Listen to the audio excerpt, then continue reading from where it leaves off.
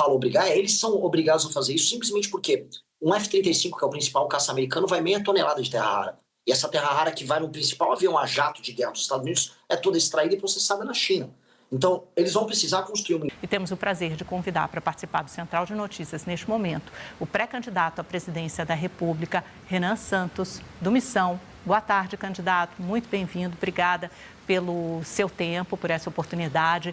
Candidato, gostaria de começar lhe perguntando justamente sobre esse tarifaço, que é o assunto do momento, e há uma narrativa, uma disputa política sobre de quem é a responsabilidade. O senhor já se manifestou nas redes sociais, mas eu gostaria de debater esse assunto de forma mais detida com o senhor. Portanto, como é que o senhor entende esse tarifaço anunciado pelos Estados Unidos na noite de quarta-feira, de quem é a responsabilidade e qual é o caminho para negociar isso e que cause menos prejuízo à economia brasileira?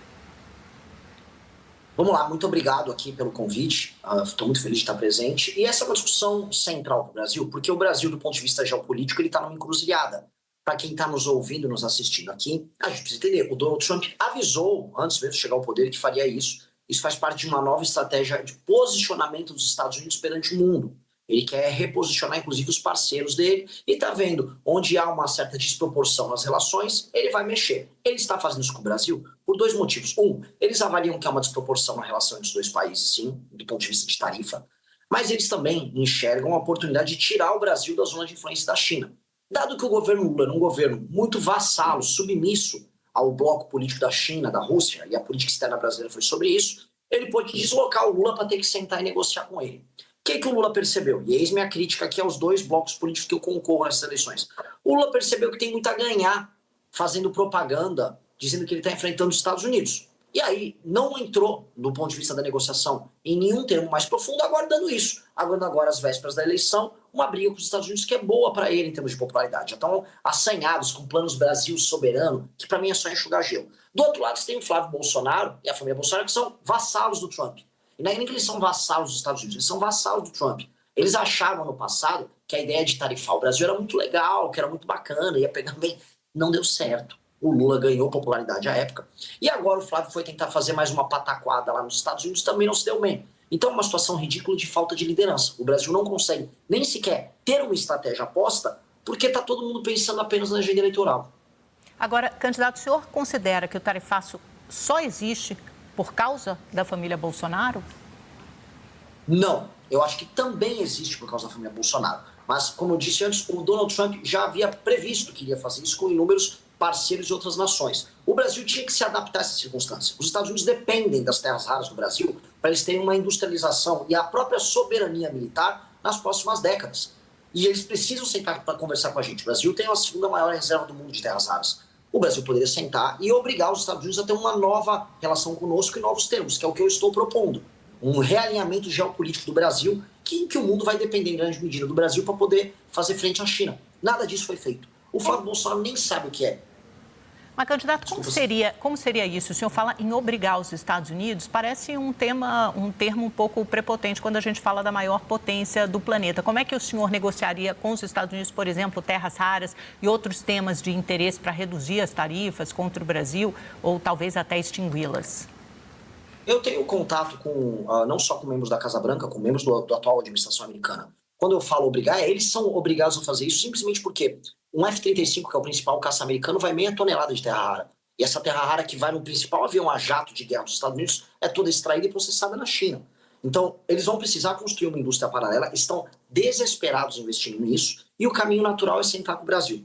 O que eu quero falar é, o Brasil tem que utilizar essa posição privilegiada que ele tem para realinhar a relação com os Estados Unidos. Transferência de tecnologia, nós fazemos nossas reformas de competitividade, atrair empresas americanas, fazer o processamento e a produção de componentes, ímãs, elementos luminotécnicos que também são produzidos através das terras raras, aqui dentro, reindustrializar o Brasil em parceria com os Estados Unidos, porque a China hoje é nosso maior parceiro, mas essa parceria vem com preço. Nós estamos nos desindustrializando muito. A gente está primarizando a nossa economia. Uma relação boa com a Europa e os Estados Unidos mudaria isso. Aí o senhor ofereceria algum tipo de exclusividade ou preferência para os Estados Unidos processarem terras raras aqui no Brasil, em troca dessa transferência de tecnologia? O senhor acha que eles seriam um parceiro preferencial nessa área de terras raras, por exemplo? Depende do que eles oferecerem para a gente. Eu sei que a União Europeia também quer trabalhar conosco, o Japão quer ter uma nova industrialização baseada nisso, Taiwan, que já trabalha com semicondutores, precisa. Então vamos sentar todo mundo numa mesa e vamos falar, olha, o Brasil está aqui aberto a fazer troca de tecnologia e processar as terras raras aqui e trabalhar em parceria com as grandes nações aqui, gerando emprego aqui e subindo a escala global de produção nossa. Essa é a nossa parceria. Se os Estados Unidos estiverem afim, e eles têm necessidade de construir isso, podem ser um parceiro preferencial, como a União Europeia também pode ser. Candidato, vou chamar os nossos analistas para participarem dessa entrevista, começando pela Anitta, que nos ajudou a marcá-la. Agradeço demais, desde já, minha amiga. É sua a próxima pergunta. Oi, candidato, obrigada por aceitar o convite do SBT News. Eu tenho uma pergunta para você, deputado, candidato, com relação ao Bolsa Família. Você é um crítico assíduo do Bolsa Família nas suas redes sociais, eu acompanho de perto várias publicações que o senhor faz por lá. E eu tenho uma dúvida específica quanto a isso. Eu queria saber se você é contra qualquer tipo de assistencialismo por parte do poder público ou se você tem uma ideia alternativa. Não, eu não sou contra todo tipo de assistencialismo e eu defendo que o Bolsa Família, para pessoas que vivem em cidades que não têm atividade econômica, ou especialmente mães de família que não têm como prover sustento, especialmente mães solteiras, elas tenham acesso ao Bolsa Família. O que eu não consigo aceitar é um misto que está acontecendo em muitas cidades brasileiras, especialmente entre homens, de fazer um bico, não ter um emprego formal e receber o Bolsa Família. E aí isso custar não só para o erário, mas para outras pessoas que no Brasil estão trabalhando com uma carga tributária gigantesca, não estão conseguindo consumir, não estão conseguindo melhorar essa qualidade de vida, porque elas pagam por isso. Assim como pagam pelos altos custos do governo federal, pelas despesas estúpidas que são contraídas pelo atual governo. Então, sim, temos que ter políticas sociais, sim, existem políticas assistenciais que são necessárias, mas não, nós não podemos ser um país do assistencialismo. A diferença do remédio para o veneno é a dose. Hoje o Bolsa Família no Nordeste está presente em 40% dos municípios. Eu acho que isso já virou veneno, isso não é mais remédio.